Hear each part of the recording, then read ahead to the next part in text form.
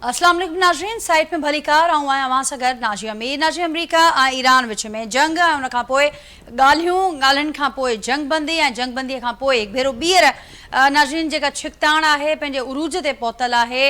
अमरीकी सदर Donald Trump जे गुज़िरियल ॾींहं वारे जंगबंदीअ जे ख़ात्मे वारे ऐलान खां पोइ इहा छिकताण अञा नाज़रीन में वाध थी आहे ऐं ॿई मुल्क हिक ॿिए जे आम्हूं साम्हूं आहिनि। विचो भर मथां हिकु भेरो ॿीहर असांखे जंग जा लामारा नज़र अचनि पिया। केतिरनि ई कोशिशुनि खां पोइ ही जंगबंदी थी हुई, पर हाणे हिकु भेरो ॿीहर उन जे मथां हिकिड़ो सवालिया निशान अची वियो आहे। हिन जंगबंदीअ जे मुस्तक़बिल ते बि अॼोके प्रोग्राम में गुफ़्तगू कंदासीं। ओबना हुर्मुज़ जो मुस्तक़बिल छा हूंदो उन ते पिणु अॼोके प्रोग्राम में गुफ़्तगू कंदासीं। ऐं अव्हांखे यादि हूंदो त 7 ॾींहंनि जूं सोग वारियूं तक़रीबूं हूं, आख़िरी रस्मूं ईरानी शहीद सुप्रीम लीडर जूं जारी रहियूं ऐं अॼोको ॾींहुं आहे मशहद में। अॼु तदफ़ीन वारो ॾींहुं आहे ऐं उनखां अॻु ई ॼाणायो पियो वियो त जॾहिं तदफ़ीन वारो ही मरहलो मुकमल थींदो त उनखां पोइ ॿई मुल्क हथमी मुआहिदे ॾांहुं हिकु अहम विख वधाईंदा ऐं टेक्निकल ॻाल्हियुनि जो जेको लास्ट राउंड आहे उहो थींदो ऐं उहो उनखे तमामु अहम करार ॾिनो वियो त जेको ईंदड़ ॿिन्ही धुरनि विच में मुल्कनि विच में हथमी मुआहिदो थियणो आहे उनखे वठी करे तमामु अहम स्टेप आहे। पर उनखां अॻु ई ऐं तदफ़ीन खां बि अॻु नाज़रीन ही सूरत हाल असांखे ॾिसण में अचे पियो। उनजो आगाज़ बि आख़िरी रस्मूं हलंदे ई असांखे नज़र आयो। मुसलसल अमरीका पारां अहिड़ा बयान साम्हूं आया जंहिंखां पोइ ईरान बि उन्हनि खे जवाबु ॾींदे इहा ॻाल्हि कई त जेकॾहिं एतराम वारी ॿोलीअ जो इस्तेमालु न कयो वियो, पंहिंजे जेका तव्हां साइन कई आहे जंहिं एग्रीमेंट ते, जेकॾहिं उनजो लिहाज़ नथा करे सघो, उनजो एतिराम नथा करे सघो, ईरान बि पंहिंजो जवाबु ॾियण जो हक़ रखे थो, पंहिंजे दिफ़ा करणु ॼाणे थो। ऐं उनखां पोइ ही गुज़िरियल ई सूरत हाल थी आहे। अमरीकी सदर ट्रम्प जो इहो चवणु आहे त जंगबंदी ख़तमु थी चुकी आहे, ॻाल्हियूं करण बि वक़्त जो ज़ियान आहे। त हाणे अॻियां छा थींदो, अॻियां कहिड़ो मरहलो हूंदो, उन ते गुफ़्तगू कंदासीं जो कि प्रोग्राम में ऐं प्रोग्राम जे ॿिए हिसे में नाज़रीन मुल्क अंदरि जेका सिक्योरिटी जी सूरत हाल आहे उन ते गुफ़्तगू कंदासीं। जेतोणीक फोर्सिस नाज़रीन पुरज़म आहिनि ऐं मुकमल तौरु दहशतगर्दी जे ख़ात्मे जे हवाले सां कोशिशूं बि जारी आहिनि, कार्रवायूं जारी आहिनि। ऐं पर उन बावजूदि असां ॾिसूं था त मुसलसल दहशतगर्दी जे इन्हनि वाक़िअनि में जेका ताज़ी वाध थी आहे उनखां पोइ हिकु भेरो ॿीहर नाज़रीन इन अज़म जो इज़हार कयो वियो आहे त पूरी रियासती ताक़त सां हिन दहशतगर्द टोले खे चिथियो वेंदो ऐं इहो बि ॼाणायो वियो आहे त जेके हलंदड़ जेका सूरत हाल आहे ऐं जेके ताज़ा वाक़िआ बलूचिस्तान अंदरि दहशतगर्दी जा थिया आहिनि उन अंदरि भारत जो ऐं उनखां सवाइ तालिबान जी जेका अफ़गान तालिबान रिजीम आहे उन जे गठजोड़ बि वाइखो थियो आहे। ऐं उन्हनि खे हाणे पूरी ताक़त सां असां चिथींदासीं। जेके जंगियूं हुजनि थियूं उहे मीडिया ज़रिए या फॉल्स नैरेटिव ज़रिए फिल्मुनि ज़रिए नथियूं खटियूं वञनि। उन जे लाइ जज़्बो खपे थो, इतमाद खपे थो ऐं उन सां ई असीं अॻियां वधिया आहियूं ऐं अञा बि सिलसिलो जारी रहंदो। ऐं जेके मुल्क दुश्मन जेके बि एलिमेंट्स आहिनि उन्हनि जो भरपूर नमूने मुक़ाबिलो कयो वेंदो। जो कि इन जी हिकु ॿी बि डेवलपमेंट आहे। वज़ीर आज़म शहबाज शरीफ़ साहिबु कोयटा पहुतल आहिनि ऐं कोयटा में अहम इजलास जी सदारत आहे ऐं उनखां पोइ अहम फ़ैसिला इन ॾस में थियण जो इम्कान आहे। उन ते बि अॼोके प्रोग्राम में गुफ़्तगू कंदासीं। जेको पैनल मूंसां गॾु मौजूदु आहे उन पैनल जो तारुफ़ असां कराईंदसि नाज़रीन। जो कि पैनल में गुफ़्तगू जे लाइ मूंखे जॉइन कयो आहे 2 सीनियर डिप्लोमेट्स मूंसां गॾु मौजूदु आहिनि। GR बलोच साहब मूंसां गॾु मौजूदु आहिनि, डॉक्टर जमील अहमद ख़ान साहब मूंसां गॾु मौजूदु आहिनि, वीडियो लिंक ज़रिए हिन प्रोग्राम जो हिसो आहिनि। ऐं प्रोग्राम में नाज़रीन सीनियर दिफ़ाई एनालिस्ट आहिनि, लेफ्टिनेंट रिटायर्ड जनरल ख़ालिद नईम लोधी साहब मूंखे वक़्तु ॾिनो आहे जो कि प्रोग्राम लाइ। अवां सभिनी खे भली कार, मुंहिंजी महिरबानी, वहाँ गुफ्तगू के लिए वक्त नो। जनरल साहब, आपसे गुफ्तगू का आगाज़ करती हूँ। लोधी साहब, क्या कहेंगे आप? इस वक्त जो सूरत हाल हम देख रहे हैं, एक बार फिर से मशरिक़ वुस्ता का जो सूरत हाल है मुसलसल हमें कशीदा नज़र आ रही है। दोनों ममालिक इस वक्त आमने सामने हैं। कैसे देखते हैं आप इस सूरत हाल को? आने वाले मराइल को आप कैसे देखते हैं? क्या हो सकते हैं? ये सूरत हाल तो साफ ज़ाहिर है कि काबिल अफसोस ही है कि इतनी तमाम मेहनत के बाद फिर वो ट्रम्प कहता है कि दैट एग्रीमेंट इज ओवर, लेकिन साथ ये भी कहता है कि जो लोग कोशिश कर रहे हैं अमन की वो कोशिश करते रहें। और ईरान ने भी जवाब दिया है, तो एक ब्रिंकमैनशिप जारी है।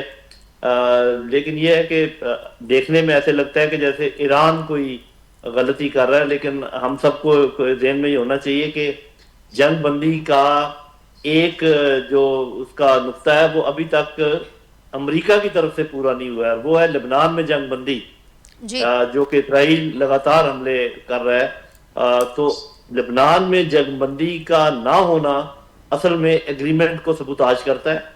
गो के पूरा वेस्ट का मीडिया और हमारे लोग भी ये कहने की कोशिश कर रहे हैं कि ईरान चूंकि अपना हुर्मुज़ से गुजरने नहीं दे रहा, वो अपनी बात पर कायम नहीं है।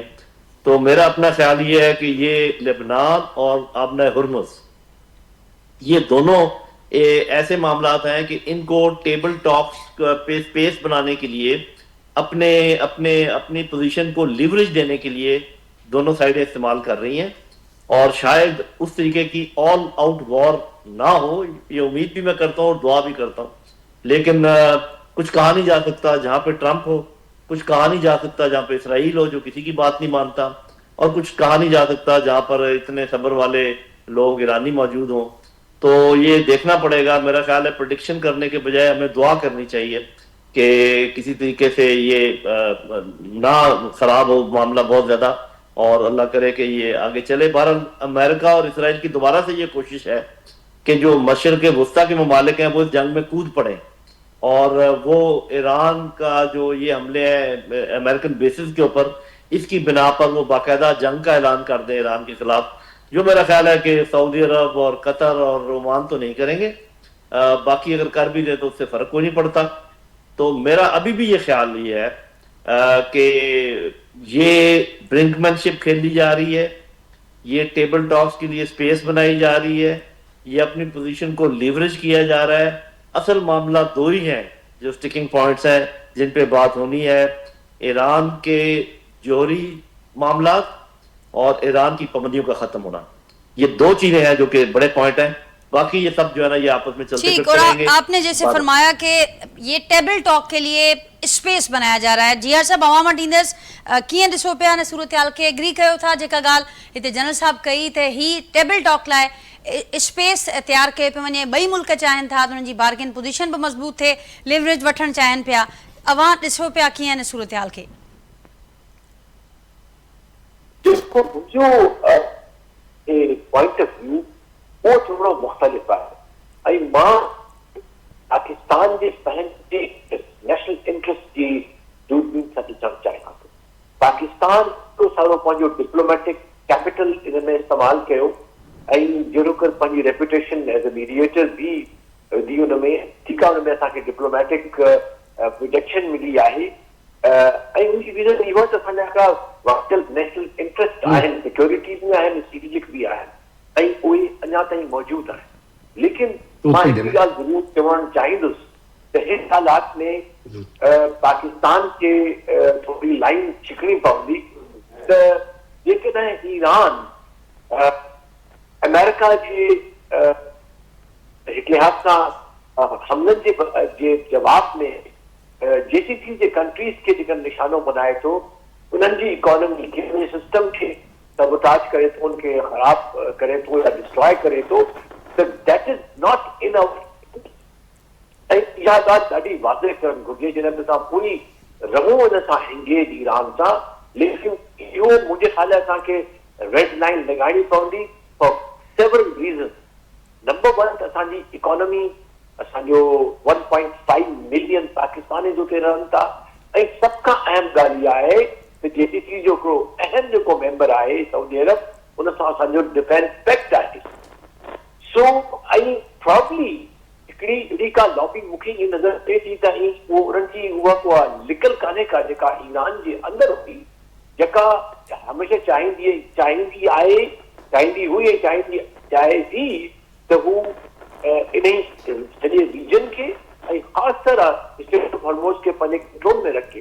सो मुंहिंजे ख्याल में कंहिं हिकिड़े हेजमोन जे हवाले करणु स्टेट ऑफ हॉर्मोज़, चाहे वो ईरान हुजे, अमेरिका हुजे, कतर हुजे, कुवैत हुजे या anybody, is not in our national interest, and it is not in the interest of the region, it is not in the interest of the world.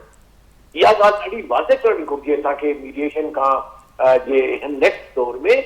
we will never support any of your military or your diplomatic efforts to maneuver or to dictate the state of Hormuz is now Iranian sovereignty.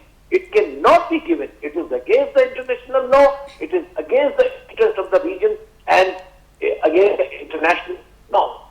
So I think haan waqt achi hua hai to Pakistan ke yo dono taraf se bhai no, we have to tell the bhai which is wrong and we have to tell the other bhai which is not wrong. America सां लड़ाई आहे, Israel सां लड़ाई आहे, लड़ो वञी, but you cannot destroy ACC country. ठीक है, अवां जी चयो त इहा हाणे लाइन असांखे ड्रॉ करणी पवंदी ऐं बिल्कुलु उन हाल सां हिकिड़ो कैटेगोरिकल मौक़िफ़ असांखे रखिणो पवंदो पाकिस्तान खे मीडिएशन जे हिननि मरहलनि में।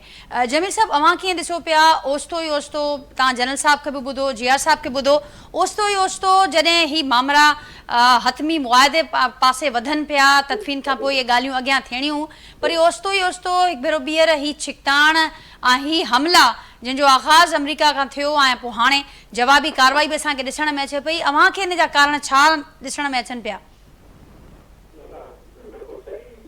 डॉक्टर जमील अहमद खान साहब जी ॻाल्हि करे पियो। जी हा, आवाज़ अचे थो तव्हांखे? जी बिल्कुलु अचे पियो, लाउड एंड मां क्लियर। इहो थो चवां त इहो बिल्कुलु सही पियो चवे जीआर बलोच साहब त इहा हक़ीक़त आहे त असां GCC कंट्रीज़ ते अफ़रा तफ़री थियणु असांजे इंट्रस्ट में नाहे, दुनिया में काफ़ी मुल्कनि जे इंट्रस्ट में नाहे, मां सवाइ इज़राइल जे हिते अफ़रा तफ़री थिए ऐं हिते इहे जहिड़ा वधनि, हिते ईरान ते इहे सभु गॾिजी चढ़ाई कनि, जीअं उन्हनि पोएं भेरे कयो 28 फरवरी खां पोइ, जीअं जेॾी महिल उन्हनि जो उहो स्कीम आई, उहा जेका उन्हनि जी प्लानिंग हुई उहा कामयाबु न थी। माना 5-6 ॾींहंनि जो उन्हनि सोचियो हो त इहो मामिलो आहे ख़तमु थी वेंदो, रिजीम चेंज थी वेंदी, ईरान खे टेक ओवर करे वठंदा उहे, मक़सदु हल थी पवंदो, ख़ैर सां मोटी ईंदा, उहो वञी हुते कागमार में फासी पिया। उन खां बाद उन्हनि कोशिश कई त इहे जेके बि गल्फ कंट्रीज़ आहिनि उहे मिली ॿधी करे इज़राइल ते चढ़ाई करे छॾनि, अमेरिका सां मिली हिकिड़े मुल्क थोरी घणी पंहिंजी फ्लाइट्स थोरी बड़ी घणी जेका आहे उन कई, बाक़ी ॿिए कंहिं मुल्क उहा न कई। उन पाकिस्तान जी मीडिएशन जो बि रोल आहे। हाणे हिन ॿ पासा ॾिसी वठूं जल्दी में। हिकिड़ो त पॉलिटिकल पासो आहे हिन जो, ॿियो लीगल इंटरनेशनल लीगल पासो आहे, जंहिंमें बलोच साहब बि ज़िक्र कयो ऐं जन साहब इन में ओवरऑल हिकिड़ी जो मंज़रनामो उन्हनि पेश कयो हो। हाणे हिन पॉलिटिकल पासो इहो आहे त हिकिड़ी पॉलिटिकल पॉस्चरिंग बि आहे। डोनाल्ड ट्रम्प जो जेको तरीक़ो आहे, मिजाज़ आहे हुनजो, जंहिं हिसाब सां उहो ॻाल्हाईंदो आहे, हिकिड़े साह में उन चयो त इहे बसि सम्झो त इहो ख़तमु थी वियो आहे, हाणे मां जेको आहे ईरान खे ते असां वरी हमलो करे छॾंदासीं जे ईरान न मुड़ियो, स्टेट ऑफ हॉर्मुज़ में जो मुदाख़लत कई, ऐं पोइ उन साह में चवे थो पियो त नेगोशिएशन बि जेका टीम आहे मुंहिंजी उहो तयारु आहे, नेगोशिएशन बि जारी रहंदी। ऐं पोइ उन खां कलाक खां पोइ जेॾी महिल रिपोर्टर पुछनि पिया त उन में चवे थो पियो त मां नथो सम्झां थो इहो जंग जेका आहे हिकिड़ी एस्कालेट थी पवंदी ऐं जंग जी सूरत में फुल फ्लेज कॉन्फ्लिक्ट जेका इहा वरी शुरू थी पवंदी। असांखे उन्हनि असांजे जहाज़नि खे हिट कयो, असां उन्हनि खे सख़्तु सज़ा ॾिनी ऐं उन खां बाद असां जेको वरी उन्हनि कयो त माना उन जा अहिड़ा के कंफ्यूजिंग स्टेटमेंट थींदा आहिनि। पंहिंजे मुल्क में बि खणी उहो ट्रेड जे हवाले सां हुजनि, ग्रीनलैंड जे हवाले सां हुजनि, न यूक्रेन जे हवाले सां हुजनि, त हू अहिड़ा स्टेटमेंट ॾींदो आहे त जंहिंमें बाद में उनखे बार्गेन बि करे सघे। ख़ैर इहो त पॉलिटिकल पॉस्चरिंग थी। इन में हक़ीक़त केतिरी आहे, छा अमेरिका इन स्टेज ते अफोर्ड करे थो सघे हिकिड़ी फुल ब्लूम ऐं फुल स्केल वार में वरी हले वञे? I don't think it's possible. America वटि इन खां सवाइ, ऐं जीअं जमील साहब अवां जी ॻाल्हि खे अॻियां वधाईंदे त जीअं अवां चयो त छा अमेरिका इहो अफोर्ड करे सघे थो ऐं छा अमेरिका वटि उन खां सवाइ ॻाल्हियुनि खां सवाइ को ॿियो रस्तो, को ऑप्शन मौजूदु आहे इन सिनेरियो में? न, अमेरिका खे बि न आहे को रस्तो मौजूदु आहे। उन सबब मां ॿुधायां पियो, बसि 5 seconds each. And the reasons are United States, there is a bottom-up pressure, and that bottom-up pressure, including the youth, and that has been said by no one less than Netanyahu, that because of the social media, the youth is turning against us in the United States and other places. The youth and plus the महंगाई थी वई, the price hike, the inflation, because of which the voters and supporters of Republican, they started turning their face to other side, and they could feel that he writings on the wall are that he in midterm election हारिंदा ऐं midterm election हारे इहो political मां aspect गणायां थो पियो। midterm election जे हारिया इहे त उन खां पोइ जेको उहो impeachment थी पवंदी, 25th amendment उहो लागू थी पवंदी, जीअं त डेमोक्रेट्स चवनि था पिया। I go foreign impeachment ka baad, first time probably the history would witness if this situation continue in the Gulf and the Iran and US, the first time in the history of the United States they would witness that the prosecution would also be initiated, means the cases would also be registered against the impeached president. The Donald Trump या Republican इन ॻाल्हि ते ज़हन तैयार कंदी त इहो थी सघे न, छो जो प्रेशर खे ॾिसो, अवाम जे वोटर सपोर्टर जे प्रेशर खे ॾिसो, मंज़रनामे खे ॾिसो, जेके ॻाल्हि पधरी करे रखे छॾी आहे डेमोक्रेट्स त छा थींदो अॻिते वञी, इन मंज़रनामे में हथुल वसा उन्हनि जी कोशिशि हूंदी त जंग पूरी न थिए, जंहिंजो असर न पवे अमेरिका ते, ज़ाहिर आहे पूरी दुनिया ते पवंदो आहे, पर उन्हनि खे अमेरिका जी ॻणती आहे. Despite the fact that Israeli lobby is very vibrant and very active. They are trying their best. First time in the history of United States that the Israeli lobby is also undermined because of this bottoms-up pressure, because of the pressure of the people. तो उन जे करे ही तां मां समझां थो पियो त ही जंग एस्केलेट थियण तमामु ॾुखियो आहे. दुनिया जे इंटरेस्ट में न आहे, ईरान जे इंटरेस्ट में न आहे, अमेरिका जे इंटरेस्ट में न आहे. इन जे करे अॻिते वञी तव्हां ज़रूरु पुछजोसि तव्हांजा नाज़रीन में इंटरेस्ट वठंदा त स्टेट ऑफ हॉर्मुज़ में इहो थियो छो, ऐं केरु माण्हू लीगल राइट में आहे, कहिड़ी दौर लीगल राइट में न आहे. भले तव्हां ॻाल्हाए वठो. जी जमील साहब तमामु अहम आहे. जीअं मां ॻाल्हि कयो त इहो कंहिंजे बि इंटरेस्ट में न हूंदो त हे कहिड़े तरीक़े सां एस्केलेशन न वधनि ऐं सूरत हाल एस्केलेशन न वधे. जनरल साहब अब क्या कहेंगे आप? आपने जीआर साहब जमील साहब को सुना और वो दोनों समझते हैं कि किसी भी फरीक के हक में तो ये नहीं होगा, ना वो उनके पास कोई दूसरा रास्ता या ऑप्शन हम कहें कि वो मौजूद है. लेकिन इस मुसलसल बदलती हुई सूरत हाल में पाकिस्तान को क्या सफारती हिकमत अमली, पाकिस्तान को क्या हिकमत अमली इस सूरत हाल में इख्तियार करनी चाहिए आपके ख्याल में? तो पाकिस्तान तो मेरा ख्याल है कि चूंकि सालिसी के रोल में है, तो अगर कोई ऐसी बात भी हो कि हम ये चाहें भी कि ये हो और ये ना हो, और अगर वो किसी एक फरीक के हक की या मुखालफत में जाता हो तो हमें उसका इजहार नहीं करना चाहिए. पाकिस्तान की कोशिश ये होनी चाहिए कि किसी तरीके से अमन कायम हो, और जो 14 निकात जिनके ऊपर इत्तेफाक हुआ है उनके ऊपर अमल दरामद किया जाए. तो मेरा ख्याल वो यही लाइन होनी चाहिए पाकिस्तान की, और हम करेंगे भी ये, मुझे ऐसे ही लगता है. ये जो मामला है कि हुर्मुज़ जो है इसका फाइनल स्टेटस क्या होगा, वो मेरा ख्याल आज डिसाइड नहीं हो सकता, क्योंकि जो 14 पॉइंट हैं उनके अंदर इस चीज़ की इंडिकेशन है कि इन 60 दिनों तक तो इसमें कोई शक नहीं है कि ईरान जो है वो कोई लेवीज नहीं लगाएगा, कोई टैक्स नहीं लगाएगा. लेकिन ईरान ने इस बात पर जोर दिया था कि तमाम जो शिपिंग है वो हमारे साथ कोऑर्डिनेशन करके जाएगी, जैसे जहां से हम कहेंगे वहां से जाएगी. तो इसका हल एक तो पाकिस्तान ये पेश कर सकता है कि क्योंकि वो पानी वो स्ट्रेट्स की जो लाइनें हैं वो गुजरती हैं ओमान के बंदरगाह के आगे से भी और ईरान के भी, तो ये हो सकता है कि अगर 2 रास्ते बना दिए जाएं, एक ओमान के सामने से, एक ईरान के सामने से, जो ईरान के सामने से जहाज गुजरे वो ईरान के साथ कोऑर्डिनेट करें, जो ओमान के सामने से जहाज गुजरे वो ओमान के साथ कोऑर्डिनेट करें. ये कोशिश तो पाकिस्तान कर सकता है. बाकी ये है कि ये होगा, इसका अल्टीमेट फैसला क्या होगा वो तो बातचीत के बाद ही होगा. वो तो 60 दिन की जो बातचीत है जिसके काफी सारे दिन गुजर चुके हैं, उसमें यही तो चीजें डिसाइड होनी है कि हुर्मुज़ का स्टेटस क्या होगा, ईरान का उसमें क्या मौक़िफ़ होगा. वहां पर ईरान उससे पहले सौदा करने को तैयार नहीं है. ईरान चाह रहा है कि जब हम टेबल पे बैठ जाएं तो बहुत सारे सौदे होंगे, कुछ चीजें इनको माननी पड़ेंगी, कुछ चीजें इनकी इनको माननी पड़ेंगी. तो ईरान की हिकमत अमली मुझे ये नजर आती है कि वो पहले सौदेबाजी ना करे, टेबल पे बैठने से पहले सौदेबाजी ना करे, पहले चीजों को कंसीड ना करे. ये चीजें वो कंसीड करेगा, जैसे जीआर साहब कह रहे थे कि इंटरनेशनल वाटर्स हैं और इस किस्म का ये अनएक्सेप्टेबल है और सब कुछ. तो ये बात तो वहां पर ईरान शायद मानेगा, लेकिन कुछ लेके मानेगा, ऐसे तो नहीं देगा.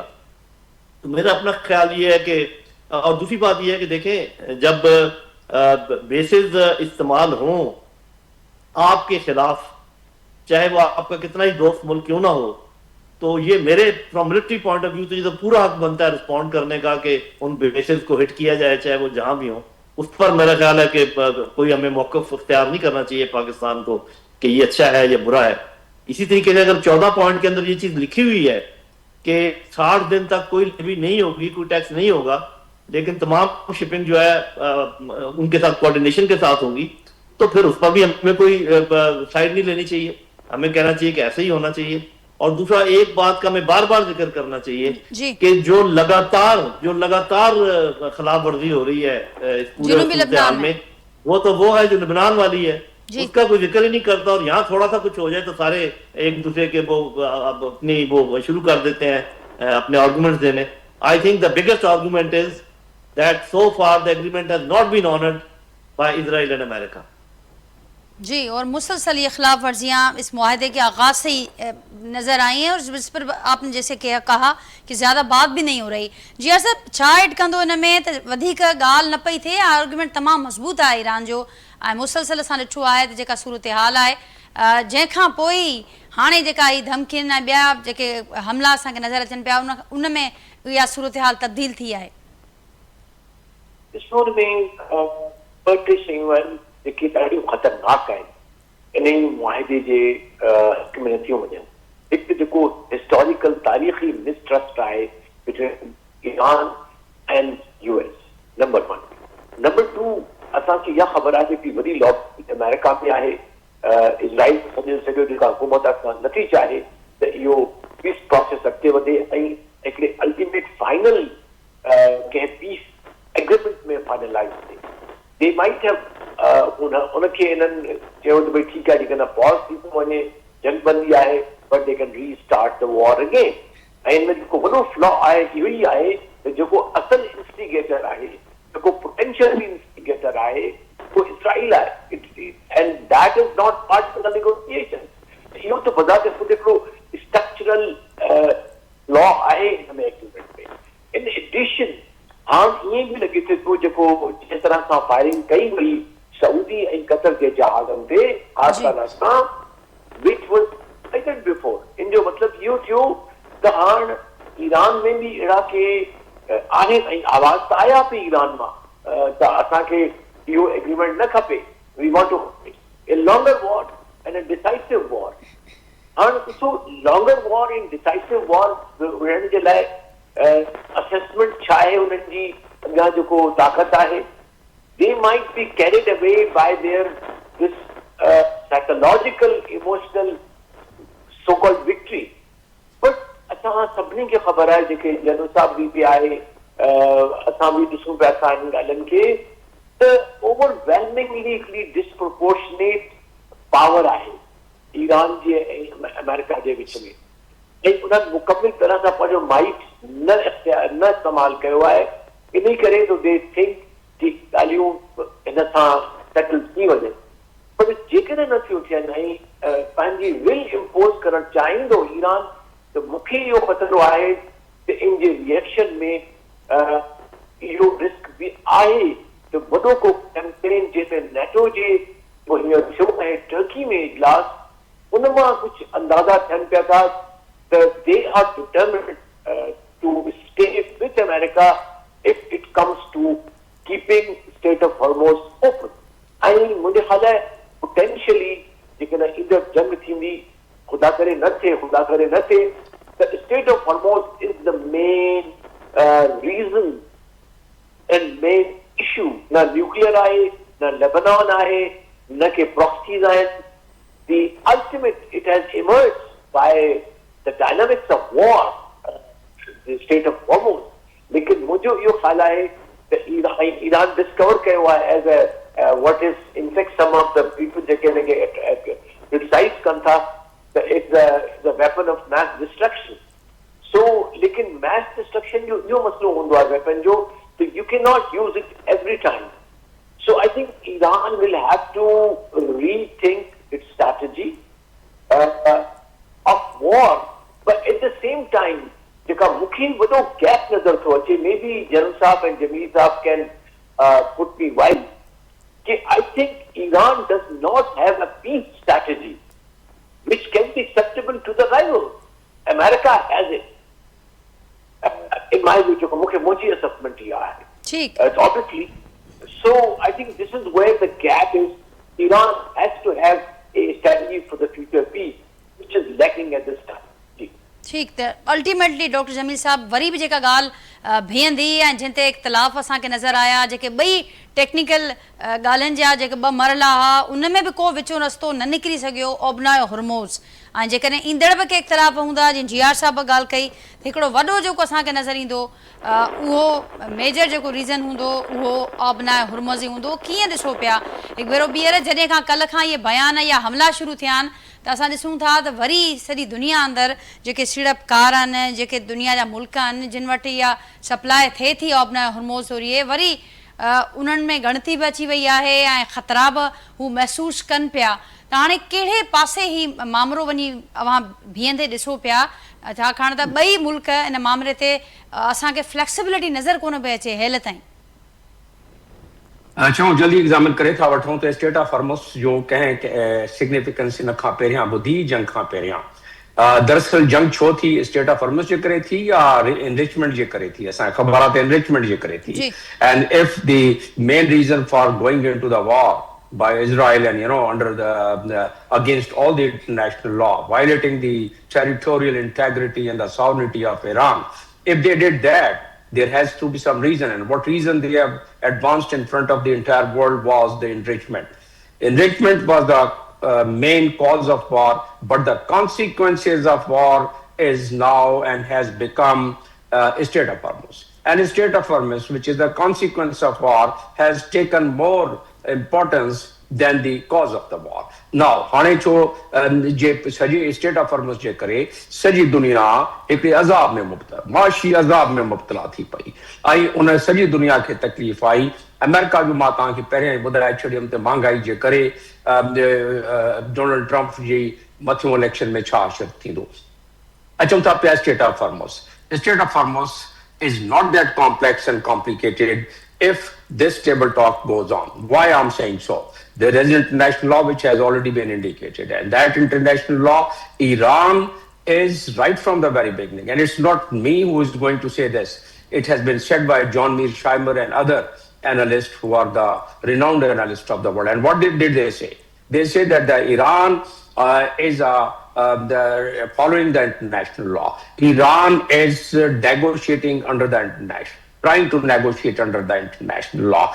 And here also about state of Hormuz, if we examine the clause 5 of the MOU and we read it with in conjunction with Article 24 of the Law of High Seas, असांखे ख़बर आहे मां ॿुधायां थो त आर्टिकल 24 छा आहे law of high seize में इहो बिल्कुलु ॾिनल आहे त जंहिं टेरिटोरियल वाटर मां लंघनि था पिया इहे जहाज़ इहे इनोसेंट जहाज़ आहिनि इन्हनि खे लंघणु ॾियणु खपे ऐं ज़रूरु इन्हनि जो हक़ आहे त इहे वञनि आहे that is article number 17 article number 24 जे तहत जेके आहिनि इहे टेरिटोरियल जुरिस्डिक्शन वारा कंट्री जे ईरान ऐं अफ़गान इन सिलसिले में उन्हनि खे इहो हक़ आहे त उहो मैनेज कनि हाणे इन MOU जे करे 60 days ताईं they have committed, Iranians have committed in writing that they are not going to levy any kind of a fee or tax or any kind of thing. They are not doing that. They are managing, they say, well, because of the mining, because of the sea mines and other routes, there's only 3 miles of the stretch from where these maritime shipping line can use that. And because of this narrow passage, they have to manage that because they have the responsibility of managing it. And all, wherever and from whatever part of the states they pass, the territorial country, they have some responsibilities under laws of high seas. तो उन्हें जे करे Iran बिल्कुल उनखे Iran अज जे हले वञे international court of justice में खटे वेंदो केस छो जो उन जो केस काफ़ी स्ट्रॉन्ग आहे मां तव्हांखे विद आर्टिकल्स ये ॻाल्हियूं हाणे मसलो छा थियो जेकी इंटरप्रिटेशन ऑफ आर्टिकल 5 आहे वो छो न थी सकियो छो जो आर्टिकल उन जो ई क्लास 12 आहे जंहिंमें इहो खपंदो हो त अहिड़ो मैकेनिज़म मॉनिटरिंग मैकेनिज़म जंहिंमें मीडिएटर्स आहिनि ॿिया मुल्क पई ते अहिड़ो को सिलसिलो थिए थो पियो मिस अंडरस्टैंडिंग मिसकैलकुलेशन ते उहो विच में पवनि उन खां बाद I would just remind next about 10 seconds त असांजी जॉइंट स्टेटमेंट कतर ऐं पाकिस्तान ॾिनो हो जेॾी महिल स्विट्जरलैंड जी first round of the meeting थी टेक्नोक्रेट्स जी न इन्हनि जी ॿिनि साइडनि जी ॿिन्हिनि धुरनि जी त उन में जॉइंट स्टेट में छा उन्हनि चयो हो छा डिसाइड थियो सभिनीनि सां जे राज़ीनामे सां इहो थियो हो त डिस्प्यूट रेज़ोल्यूशन ग्रुप हिकिड़ो ठाहियो वेंदो न ठाहियो वियो उन खां अलावा कम्युनिकेशन लाइन इस्टेब्लिश करणी हुई न थी उन खां अलावा क्रिएशन ऑफ डी कॉन्फ्लिक्शन सेल थियणो न थियो इहे थी वेंदा त मसला एतिरा न नज़र ईंदा जेतिरा नज़र था अचनि Final conclusion of mine is that it's not the chances of escalation is very little, and the chances of coming back to the table is higher, and there are reasons for it. If you would have time, I would ठीक जमील साहब जी मां ॻाल्हि कई त हिन जा reasons बि मौजूदु आहिनि ऐं उन जी ज़ाहिरा हिकिड़ो ग्राउंड मौजूदु आहे त वधीक चांसिस आहिनि जनरल साहब हलंदा त जनरल साहब आगे इहा ॻाल्हि कही जनरल साहब ने कहा कि इस वक्त प्रेडिक्शन से ज़्यादा दुआ करने की ज़रूरत है लेकिन दुआ के साथ साथ हिकमत अमली और कुछ रीज़न्स भी बयान किए जमील साहब ने कुछ इसमें ऐड करना चाहें और फिर साथ साथ जो मुल्क के अंदर इस वक्त हम सूरत हाल देख रहे हैं कि पाकिस्तान का जो एक बेहतर होता है इमेज आलमी सतह पर वो कहें या साथ साथ जिस तरीके से पाकिस्तान ने दुश्मन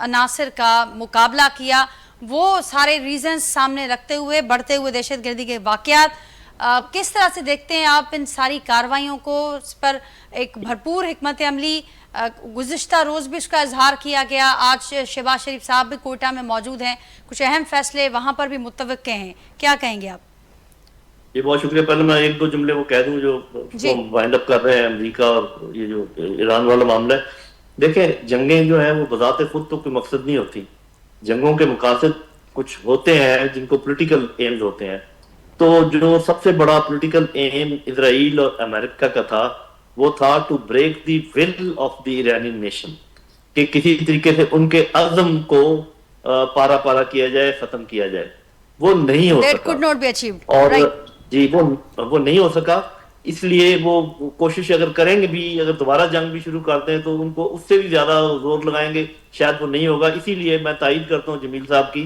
कि इस जंग के दोबारा से फुल फ्लैज खुलने के इम्कानात बहुत कम है और इसको हम बस बहस को यहीं छोड़ देते हैं बाकी ये सारी फरोई बातें मैं अभी भी उस बात पे कायम हूँ बातें दो ही हैं कि ईरान का न्यूक्लियर प्रोग्राम और उनके ऊपर पाबंदियां लगी हुई हैं वो सारी बातचीत होनी है बाकी ये सारी जो है ना अपने पोजीशन को लिवरेज करने की बातें coming back home which is very important मैं पहली बात ये करूंगा इसमें कि देखें इसमें कोई शक नहीं कि इस पूरी सिचुएशन में पाकिस्तान के लिए एक बहुत बड़ी अपॉर्चुनिटी है लेकिन इस अपॉर्चुनिटी को हम तब हासिल कर सकते हैं जब आप 2-3 काम करें पहला काम कि जो पहले अपॉर्चुनिटीज हमें मिली थी सी पैक की शक्ल में और अफगानिस्तान से जब फौजें वापस गई हैं उसकी शक्ल में वो हम अपॉर्चुनिटीज क्यों नहीं उनसे फायदा उठा सके इस पर पूरा एनालिसिस करना चाहिए और उन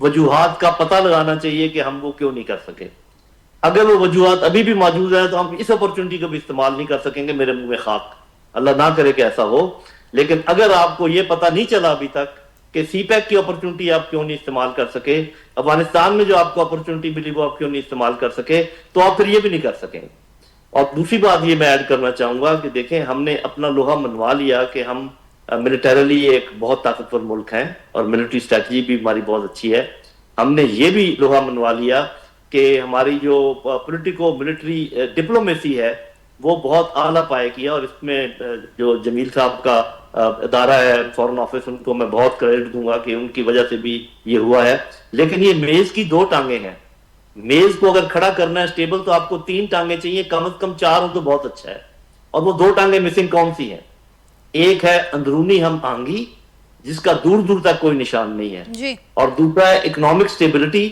जिसका कोई निशान नजर नहीं आ रहा तो ये जो आप अंदरूनी बात कर रहे हैं इसमें मैं आखिरी बात करके फिर आप आगे बात कर लें ये जो हमारी पॉलिसी है टेररिज्म के खिलाफ जब तक हम ये नहीं मानेंगे कि ये पॉलिसी फेल हो चुकी है और इसको क्यों फेल हुई है इस पर गौर फिक्र नहीं करेंगे और इसको तब्दील नहीं करेंगे और इसी पर मुस्तर रहेंगे कि हम यही और बढ़ाते रहेंगे जो कुछ कर रहे हैं इसमें कामयाबी के इम्कानात बहुत कम है मेरे मुंह में खाक रिजल्ट मुख्तलिफ नहीं आएंगे जब तक ये चेंज नहीं होगी स्ट्रेटजी। जनरल साहब अपनी बात को आगे बढ़ाऊंगी। जी साहब अवां छा चवंदो उन ते उन वैक्यूम ॾांहुं इशारो कयो आहे जनरल ख़ालिद नईम लोधी साहब, जेको असां मुसलसल बार बार असां ॿुधंदा आयासीं, जेतोणीकि कार्रवायूं हलंदियूं रहियूं, मामरान खे अॻियां वधायो वियो, जज़्बो बि मौजूदु आहे, अज़म बि मौजूदु आहे, पर उन बावजूदु रिज़ल्ट्स ओड़ा न पिया अचनि ऐं उन पासे ॾांहुं निशानदेही बि थी आहे त हिकिड़ो बहरहाल हिकिड़ो वैक्यूम मौजूदु आहे जंहिंजे थ्रू ही मामरा थींदा रहिया माज़ीअ में बि, हाणे बि उहो थींदा रहनि पिया। ऐं जनरल साहब जीअं ॻाल्हि कई त जेकॾहिं रिज़ल्ट्स असांखे डिफरेंट खपनि त पोइ स्ट्रेटजी बि डिफरेंट करणी पवंदी। अव्हां छा चवंदो उन ते? जी साहब। जी बिल्कुल, मां साहब जी ॻाल्हियुनि खे मुकमल तरह सां इंडोर कयां थो। ही इज़ करेक्ट कि जेका स्ट्रेटजी तव्हां it is just like repeating your mistake and expecting other results. It is, I think, the flawed thinking. Definitely, ही जेके भी टेररिज्म जा वाक़ियात पिया थियनि, तिन में ॿ एस्पेक्ट आहिनि, असांखे इहो न असांखे ॿुधाइणु घुरिजे। हिकु त अंदरूनी मसइला आहिनि, डिसकंटेंट आहे कुझु इलाइक़नि में, उनजो तव्हांखे पॉलिटिकल हल ॻोल्हणो पवंदो। ऐं जेके ॿाहिरियां आहिनि ऐं जेका प्रॉक्सी वॉर आहे असांजे राइवल्स जी इंडिया जी ख़ासि तरह, उनजो तव्हांखे डिप्लोमेटिक हल करणो पवंदो ऐं मिलिट्री हल करणो पवंदो। हाणे इथे पाकिस्तान जी फाथो आहे त उहा डिस्टिंक्शन त कहिड़े टारगेट खे कंहिं तरीक़े सां करणो आहे उहो कोन पियो थिए, इहो प्रॉब्लम आहे। त ज़रूरी इहो आहे त इहा जेका असांजी काइनेटिक स्ट्रेटजी आहे जंहिंमें असां फोर्स था इस्तेमालु कयूं, उनखे कंहिं न कंहिं तरतीब सां पॉलिटिकल प्रोसेस जी छाणी मां गुज़ारियो, ताकी उहे एलिमेंट जिन खे असां पॉलिटिकली डील करे था सघूं ऐं उनखे असां न्यूट्रलाइज़ करे सघूं था, उहे थी वञनि। ईअं न थिए त साॻे ई मिलिटेंट वारो काइनेटिक वारो जेको फॉर्मूलो आहे उन्हनि माण्हुनि ते इस्तेमालु थी वञे जिन खे असां पॉलिटिकल ॻाल्हि ॿोल सां एंगेजमेंट सां वापसि वठी पिए सघियासीं। को शक न आहे त two are too like interconnected, कंहिं हद ताईं आहे डिस्टॉर्शन, लेकिन हिकिड़ी क्रिएटिव ऐं नई अप्रोच सां, नई पॉलिसी सां डेफिनेटली असां इन ॻाल्हि खे अचीव करे सघे थो। क्रिएटिव आहे। There are several success stories जंहिंमें अहिड़ी सिचुएशन हुयूं दुनिया में, लेकिन एक्सेसिव फोर्स, इनडिस्क्रिमिनेट फोर्स, उहो ॾाढो मुश्किल आहे त को रिज़ल्ट तव्हांखे मिली सघनि। नंबर 1। नंबर 2, असांजी जेका प्रिवेंटिव आहे टेररिज्म सां लड़ाई, उहा असांजी न थी थिए। बार बार उहो असांखे सरप्राइज़ कनि था, बार बार असांजे सॉफ्ट टारगेट खे मारनि था, इनखे विक्टिम बनाए था। इन जो मतिलबु इहो थियो त साम्हूं जेका प्रिवेंटिव जेका डिवाइस आहे हिननि जा या स्ट्रेटजी आहे टेररिज्म खे विढ़नि, उहा कनि था। ॿियो सभ खां वॾो गैप इहो आहे त ॻाल्हि ॿोल त थिए थी, लेकिन अञा ताईं असां को रीजनल एफर्ट या कॉन्फ्रेंस कई हुई काफ़ी ॾींहं थी आहे, उनखे अञा बि असांखे वधीक एक्सेलरेट करणो पवंदो। ख़ासि तौर अफ़गानिस्तान मां जो कुझु थिए थो उनजे हवाले सां असां अकेला नथा वड़ी सघूं। It has to be a global in a regional effort. ऐं दुनिया ई इन्हनि अनफॉर्चुनेटली इन्हनि विड़ाकनि खे अफगानिस्तान में लिजिटिमेसी जो को या प्रैक्टिकली उन्हनि खे हुकूमत उन हवाले कई आहे, जंहिंमें असां बि ग़लती सां उन गुनाह में शामिल आहियूं। हाणे इहो गुनाह उनखे वापसि करणो आहे, त उनजा घणा तरीक़ा आहिनि। They can always sit and discuss with partners, with the regional countries who have at stake. Lekin I think Afghanistan has to be settled. We have to give a proper response to the Indian-sponsored terrorism. I think a political state in असांजा मसला उन्हनि खे इन टिनि तरीक़े सां, टिनि अप्रोचनि सां असां इन मसइले खे हल करे सघूं। जी डॉक्टर जमील साहब, त दुनिया अंदरि जेके वॾा तकरार थियनि था त असांखे हिकिड़ो कॉम्बिनेशन नज़र अचे थो, ताक़त बि इस्तेमालु थिए थी, सियासी हल बि निकिरनि था, ऐं जीअं जिया साहब जनरल साहब ज़िक्र कयो त पोइ डिप्लोमेसी बि उते असांखे ॾिसण में अचे थी, ऐं रुॻो ताक़त कंहिं मसइले जो हल कोन्हे। पंहिंजी जेके मामरान ख़ामियूं आहिनि, जेके लूप होल्स आहिनि, उन्हनि खे बि ॾिसणो पवंदो, रिविज़िट करणो पवंदो शयुनि खे।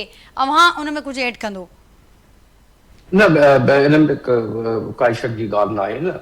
असां हरूभरू हिकिड़े घोटाले में अची फाथा आहियूं उन मां निकिरण लाइ असांखे जेके असां 21 पॉइंट ठाहिया हुआसीं नेशनल एक्शन प्लान जा उहे पाण हुकूमत मञे थी पई त उन ते अमलदारी पूरी न थी उन खां बाद 21 पॉइंटनि खे वरी समराइज़ करे 14 पॉइंट ते अची वियासीं उन 14 पॉइंटनि मां बि अध ते कमु थियो आहे अध अञा रहनि था पिया ही त पंहिंजो जेको रोड मैप असां ठाहियोसीं पंहिंजो जेको मनसूबो ठाहियोसीं अञा उनखे असां मुकमल न कयोसीं त रिज़ल्ट्स असांखे पोइ ज़ाहिर आहे फायर फाइटिंग वारो सिलसिलो आहे उहो करिणो थो पए छो जो फायर फाइटिंग वारो सिलसिलो इन करे करिणो थो पए त जेॾी महिल शींहं साम्हूं थो अची वञे त उनखे ज़ाहिर आहे कुझु न कंहिं लिहाज़ सां उनखे न्यूट्रलाइज़ त करिणो आहे इन करे काइनेटिक एक्शन जी ज़रूरत पवे थी पई जे इहे 14 पॉइंट जेके हाणे रहिजी विया आहिनि नेशनल एक्शन प्लान जा इनखे सही स्पिरिट में इम्प्लीमेंट करे छॾियूं जंहिंमें उन्हनि इलाइक़नि जी डेवलपमेंट बि आहे जंहिंमें political negotiation and political dialogue भी आए उन नेशनल एक्शन प्लान जी गाल तो क्या पियो which has been endorsed by all the political parties and which has been adopted by all the branches and all the departments and ministries of the government अब बात उन जी गाल तो क्या पिया उन फ्रेमवर्क के ही चंगी तरह जे करे वठन इम्प्लीमेंट करे वठन अध खां वधीक मसलो हाणे तव्हांखे हिकिड़ो तमामु वॾो एडवांटेज अची वियो आहे उन एडवांटेज खे this window of opportunity which we have got we have to really quickly exploit that window of opportunity if we don't even and while curbing the terror doctor Jamil Ahmed Khan साहब बड़ी मेहरबानी terrorist groups there in Afghanistan and using the soil of Afghanistan. That's right. That's an established fact. Now, in order to establish that and in order to really take India to account, उन जो हिकिड़ो mechanism आहे न international law त फ़िलहाल मौजूदु आहे असां उनखे अमलदारी बि कयूं था पिया असांखे हाणे काफ़ी मुल्कनि जी सपोर्ट आहे अमेरिका एट दी टॉप असां ठीकु आहे सिक्योरिटी काउंसिल रेजोल्यूशन मूव कयूं सिक्योरिटी काउंसिल में आर्टिकल 34 इम्प्लीमेंट करायूं जंहिंजे तहत हिकिड़ी इन्वेस्टिगेशन थी वञे उन में पूरी नथी पवे ॻाल्हि त असां वटि खोड़ सारा मटीरियल आहिनि जंहिंमें साबिती आहे त इंडिया छा थो कराए हर स्टेज ते इहे कोट कया विया आहिनि गवर्नमेंट जे सरकार जे तरफ़ां त उनखे पेश करे ऐं असांखे जेका सपोर्ट मिली आहे असांजी हाई ट्रेजेक्टरी थी आहे पोइ इंडियन में वाक़ई हथ खां पोइ उनखे इस्तेमालु कंदे असां सिक्योरिटी काउंसिल जी रेज़ोल्यूशन मूव करायूं त आर्टिकल 34 ऐं उन में कामयाब थी पोइ अॻिते उन में बि नथो मिले इंडिया न उन ते प्रेशर नथो पवे त आर्टिकल 41 जे तहत रेज़ोल्यूशन मूव कयो घटि में घटि अमेरिका इन स्टेज ते पाकिस्तान जे ख़िलाफ़ उन जो